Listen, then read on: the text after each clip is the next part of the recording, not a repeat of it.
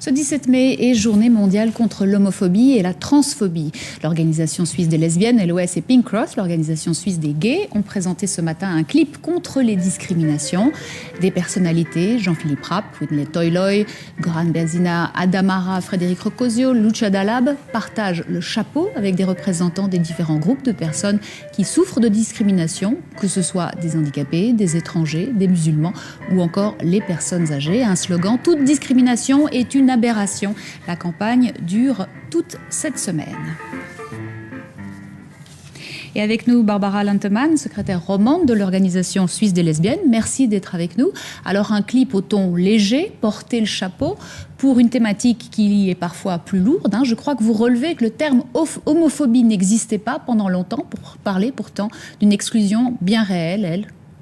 Oui, tout à fait. C'est une campagne qu'on a voulu vraiment légère et pointée d'humour pour que le message passe aussi un petit peu plus légèrement auprès des personnes concernées.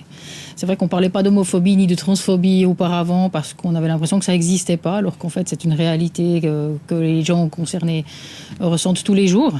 Et puis une campagne qui s'adresse à toutes les discriminations, contre les discriminations en général, parce qu'il n'y a pas de traitement de faveur à demander en aucun cas, mais tout simplement un traitement égal à tout le monde et qu'aucune personne ne soit discriminée, quelle que soit la raison, dans ce pays. Alors justement, une femme voilée, un handicapé, une personne âgée, est-ce à dire que vous n'avez pas besoin d'attention particulière, vous ne la demandez pas ?